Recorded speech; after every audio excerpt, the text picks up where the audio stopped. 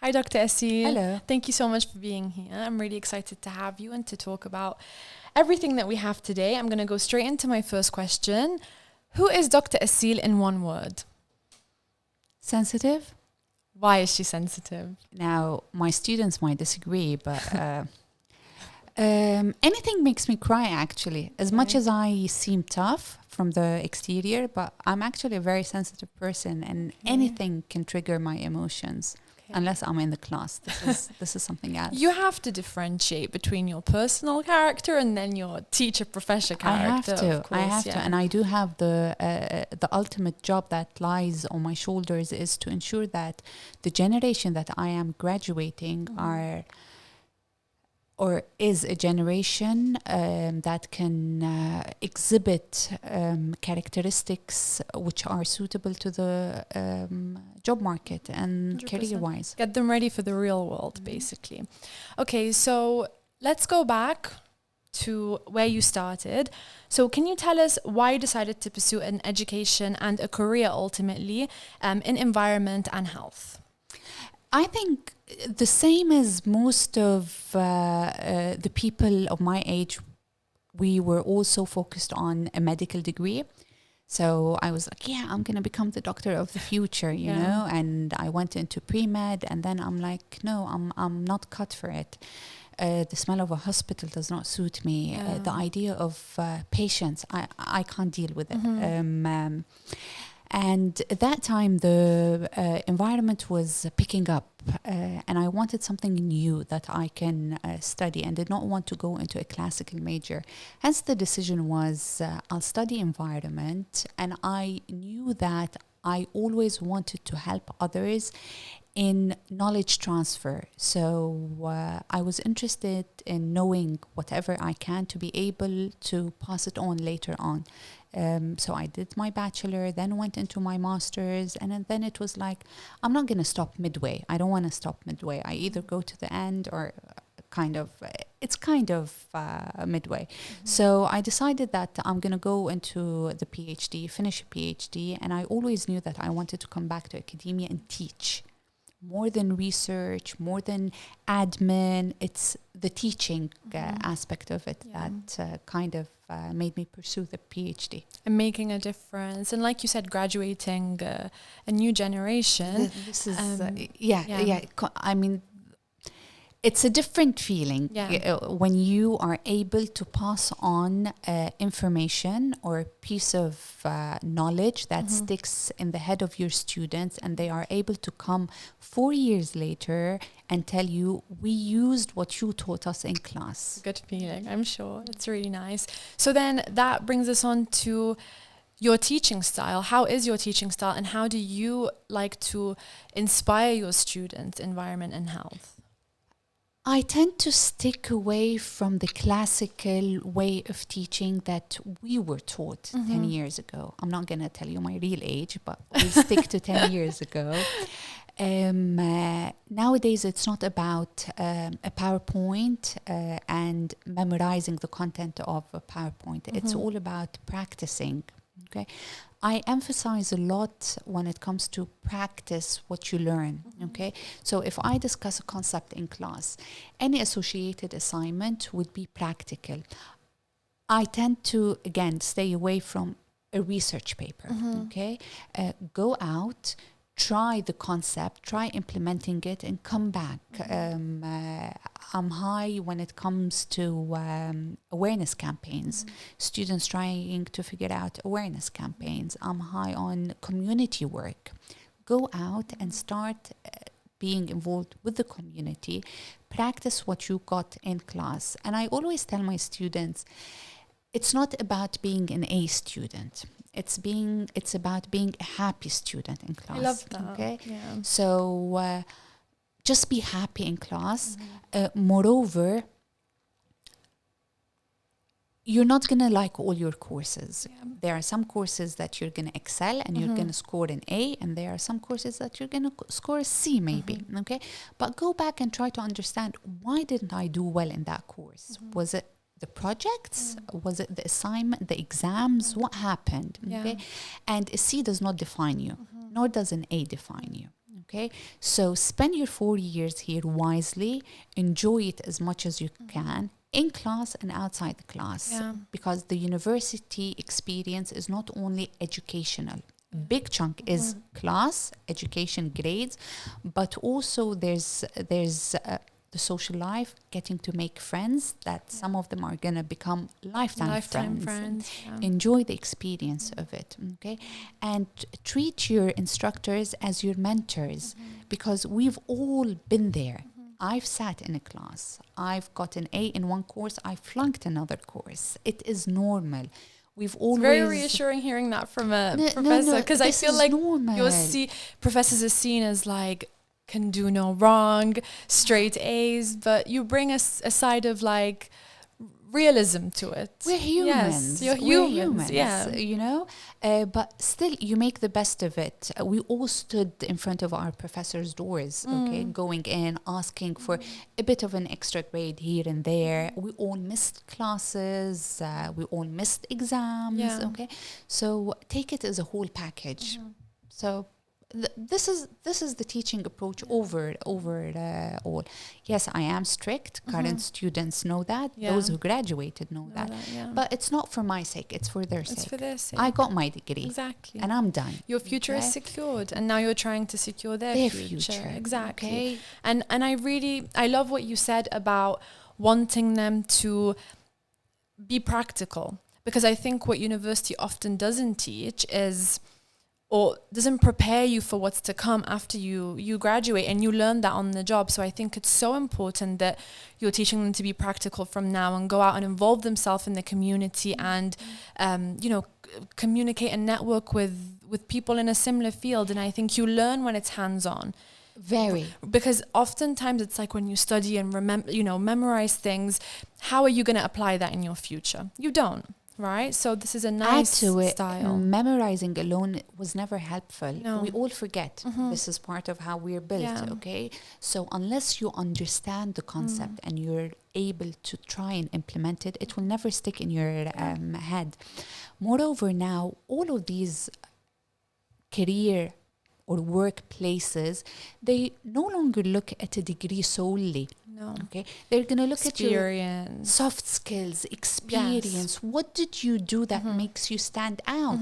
There are 100,000 graduates in environment. What makes you stand out from Exactly. the 100,000 Is others? it the extra languages? Yeah. Is it the extracurricular activities you've done? Is it the environment club? So they look at those things, and some might look at the GPA, and others might not even look at the GPA. And that's why when you say an A doesn't define you and a C doesn't define you, is because that's not what's going to get you out there, jobs. They look at everything else that comes with it. They want to see how are you going to be like as part of our team. Exactly. How are you going to Definitely. add value to the team? Not by memorizing. What will you bring to the table that someone else won't bring to the table? And I think this is such an effective way of teaching, and it should be implemented in every program, in every course, because it prepares you for the real world. It does. So I have an interesting question. In terms of men and women in this field, what do you feel that women bring in this field that men don't necessarily? So I've always thought that question. men and women complement each other, okay? And they complete each other. So again, I would say that the only thing that women might bring would be a bit of more compassion, warmth. just because this is what women kind of are about. But I don't think women alone bring more enthusiasm or education more than men. Okay, I think both of them together would make it complete. So the only thing is that when I have a student, I'm more maybe approachable. I'm more kind of, he's sad, you know. You empathize. You empathize with them. But I cannot say that despite me being a feminist and I'm so with the women empowerment, I cannot say that women bring more than men do. Not necessarily. Yeah. But do you feel like as a woman in this field, you faced more obstacles? No, You I don't don't? believe it. No. But you feel like the obstacles you faced were what anyone would. Exactly. Okay, so what would you say the obstacles you faced were, and how did you overcome them?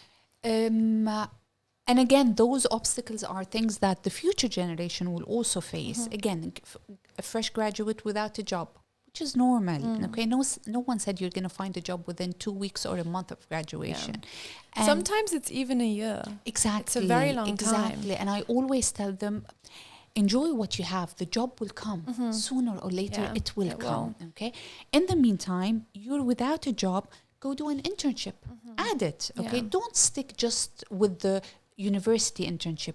Go do an internship. Try to travel. Try to read. Okay. Network more. You applied the first time, no one got back to you. Go knock on doors. You have to be so proactive. Hey, don't you really wait. do. Don't no wait. one's gonna reach out for you. You have to keep. No one's gonna reaching come knocking out. on your door. You have to go knock on their doors. Yes. And be patient. It will happen. So I think this was one of the obstacles I faced as a fresh graduate. Another obstacle would have been maybe jumping from one country to another. So most of the time, when I move around, I might have kind of restart, okay? But not career-wise, maybe more of a social-wise setting, Yeah, kind of getting definitely. used to my environment and everything. Big adjustment. Just kind of adjusting to the situation. Not more. Career-wise obstacles, I cannot say that I really faced major ones. Okay. I'm happy with my track. Yeah. Grateful. And I think anyone who puts their brain in their head will have a very normal career path without major obstacles. Yeah. I also think when it comes to working life and careers, nothing's ever going to come easy. There's always going to be challenges you face. It's how you choose to tackle those challenges. Exactly. But back to what you were saying about students going out there and being proactive and looking for work, I want to ask you, what are the career opportunities that are there for students in environment and health? Lots of opportunities. Tell us all about them. Remember, environment falls under the field of public health. Yeah. And public health in the last 10 years has been the focus of governments and countries, okay?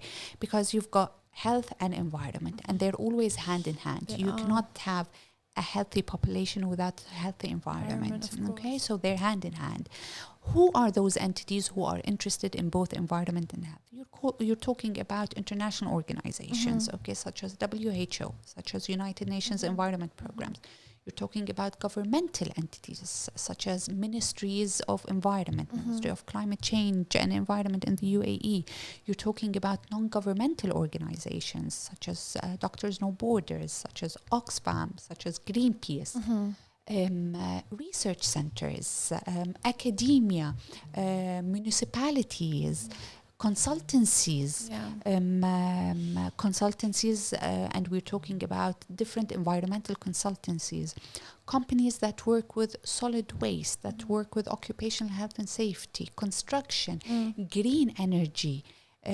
So there are lots of possibilities. It seems like the list is endless. It is. It does. As long as we understand, or we as fresh graduates, that we're not going to start as managers, and this is the norm.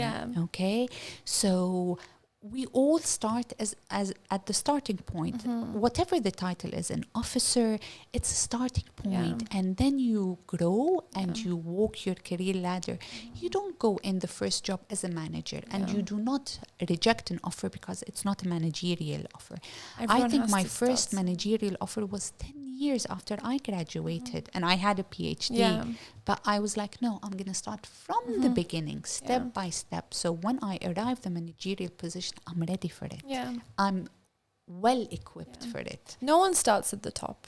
It's progressive, like everything else in life. It's I mean, you don't run before you can walk, right? So life is progressive as it is, especially when it's your career. It's actually better to start somewhere lower because you learn and you have mentors above you, and you're not clueless in what you're doing. And it's also the same for students who started in year one and how they progress up until their final year. So have you seen your students evolve from year one until today? I'm one of the proudest ever instructors you can find in academia. Yeah.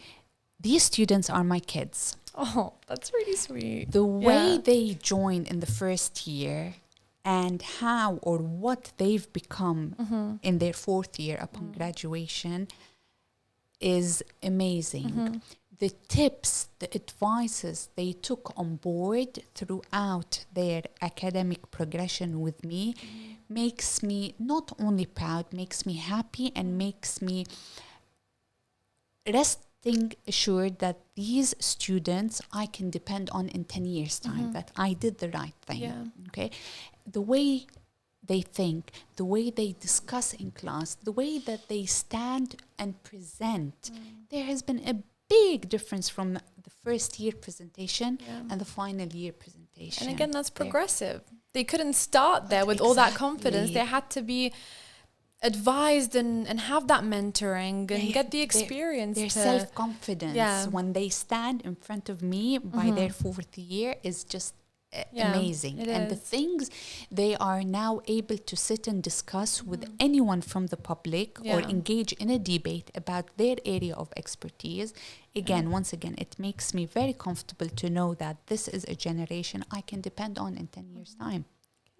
It's wonderful. I agree with you as well. Actually, just from my time at CUD, seeing the students here, it really blows my mind. I'm like, wow, it's incredible that this is our future generation.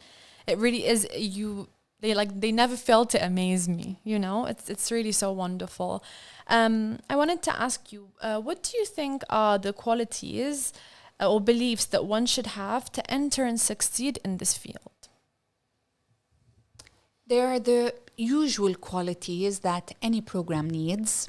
Being able to sit in a class, being able to concentrate, being able to focus, study, all of these things that every major needs. But one of the major things that our area of expertise or our area of expertise would need is you believing that you are responsible in preserving Earth, and there's no another Earth. Okay, No plan B.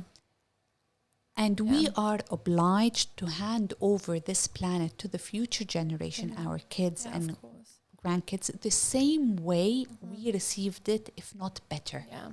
Okay, so if you believe in that, you will be able to do changes. But if you're coming into a program just because it's a science program, okay, it won't work. Yeah. You have to have the passion and the belief that we are here to do some change and ensure that our kids will be able to live decently with all natural resources that were available for us, with water, with proper air. So you need to believe in that, okay? And you need to believe that something is wrong, Yeah. actually. Yeah. And it's time to try and go back as Yeah. much as we can, okay? And try and think about what can we do to tackle all of these current problems, because in 10 years' time, we're going to have new problems that we're going to need to tackle, okay? And you've got lots of people who do not believe in climate change. Well, it is science. It is there. We need to is need to happening. step away from that old-fashioned belief, and we need Conspiracy to theories. conspiracy It's not theories, conspiracy and we need theories. to move forward and take initiative. Because, like you said, we need to hand it over to the future generation the same way, if not better than it was handed to us. And I actually wanna know, what initiatives do you think will be game changers for the environment in the upcoming years? What initiatives that can be taken? You can start with small things, and you can start these small things at home. Okay, you don't need big initiatives that will be suddenly a game changer. You can start with small things. In my class, when I talk to them, I give one of the introductory courses to environment. So the first thing I tell them is, if each one of us started with very small actions at home, you will notice a difference. Baby steps. Baby Yes. steps, i.e., how many of us, when we brush our teeth, we keep the The tap? water running. See, Yeah. they are small things. When we shower, we keep the water running. Why do we need all the house lit during the evening? I'll just turn on the light in the room that I am sitting in, okay, and close the others. I'll use recycled water for my plants, for example, okay. So these are small steps. In the good weather, instead of using my car, I can always commute. I can either commute with a friend, or I can cycle, or I can walk. Or when it comes to grocery shopping, I can use my own reusable bag, Exactly. okay, without waiting for someone to enforce things on me. well, actually, I did read somewhere that now they're going to start charging in the UAE for plastic End bags, of the month. which I think is a really, really good step in stopping, what is it, single use plastic. and it will encourage people to bring their own. But again, very good. But why do we need an enforcement? You know, we're a community, so it starts, changes and initiatives start within a community. You know, without the need for law enforcement or governmental decrees or decisions. Again, that brings us to whatever we're doing now will show in 10 years time or 15 years time. There's so much resources that this earth has, and no, they are not always available. At some point they will be depleted, and we haven't reached a phase where we know of substitutes. So we really need to think hard. One of the things that we laugh about is how many of you, I ask them in class, how many of you change their mobiles every year? And again, why? Just for the sake of changing it, you know? Just the sake of having the latest whatever. Do you know how many resources go into building a single mobile that when you chuck away, we do not reuse these resources, nor do we recycle them? And how many people work in order to have one phone ready, who are, again, underprivileged in less developing countries and under the average wage. So it's not big initiatives, it's small things that we can all do. Yeah, baby steps, you know. You can start by switching a light off, to not feeling the need to stay so up to date with every single thing. You really don't. I think the simpler life is, the better at times. This is it. If you don't want to switch off all the lights, change them to the LED ones, you know? So there's always ways, easy ways out. Yeah. In terms of the next 10 years, how do you see change, and how do you see the world we're living in now and how it's going to be in 10 years' time? I don't want to give a grim picture, but I do believe that if this generation who are currently studying subjects related to environment and the coming generation in 2 and 3 years' time take the environment topic as a priority, with the help of governments and politicians, things can change. Okay, not 180 degrees, but we can start the change. Okay, as long as environment is not the priority for individuals and governments, I don't foresee a green future. Okay, I understand. It's worrying. It's really worrying, especially. And I think more people should be worried. Yes. Much more than the current number of people worrying. Yeah. Okay. And again, I think there needs to be way much more awareness when it comes again to environment and health. They go hand in hand. You cannot study environment without studying health. You cannot study health without studying environment. It doesn't have to be the built environment, but it's the environment surrounding you. Okay, and most of our health problems, asthma, it comes from air pollution. Okay, skin rashes, cancer, sun exposure, ozone layer. You know, they come together. So I think we need more awareness when it comes to environmental issues, and this awareness does not only start at university level. It should start at school. This is where you start. And even in the home. Of course. So when your kid sees you recycling at home, he or she will understand Children why. learn by actions. Exactly, not words. They will copy what their, you know, if their parent is recycling, They'll do just the same. using reusable bags, turning the tap off. It really is. It goes back to the baby steps. Exactly. It's yeah. taught at home. It should be taught at school, and then that way, it's not something. No one will assume it's a conspiracy theory or think of it as something weird. It'll be normalized from a young age and taught as a very, very serious issue. But again, remember, there's so much you can do at home. Yeah. At the end of the day, kids and us spend 6 hours at home, and the rest of it is either in school, university, or work.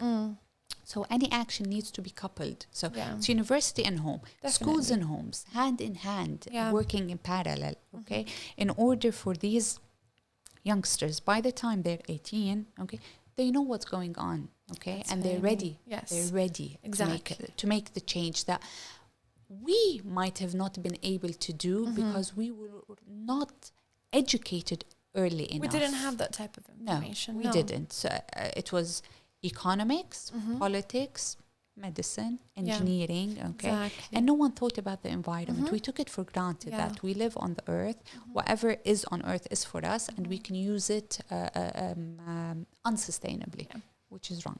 But that's what mentors like you and educators like you are here for, to hopefully shape our world and new generation in a different way, and take a step back, take 10 steps back to the original roots, and hopefully see a brighter and greener future. I sure hope so. Yes. I sure hope so. Yeah. I mean, if this generation learns one thing from me or my colleagues in the department, we're happy. Okay. We feel that we have made a difference. Yeah. So one idea and implement it. It's not only enough to know it, understand it, being able to talk about it, but being also able to implement it and do a small change. So we'll wait and see. Thank you so much, Dr. Essie, for your time. I've really enjoyed this conversation, and I want to thank you for bringing more awareness to this subject, and hopefully this can inspire our listeners to be more eco-friendly, make smarter decisions. At the end of the day, it's for everyone's benefit. This is it. And just to end it, there's a difference between becoming an environmental person, you care about environment, and as I tell the students in the class, being a tree hugger. I'm not telling you to go become a tree hugger, okay? I'm not telling you to stand with posters and, you know, not let people in, or no, just be aware of your environment and the damages that are being done, and try and make a change. Just make smarter decisions. Don't enforce your opinions or be extremist and about don't abuse, because the earth is not yours. Yes. That's all. Yep. Thank you so much. We'll see you next time. We will do. Bye. Bye.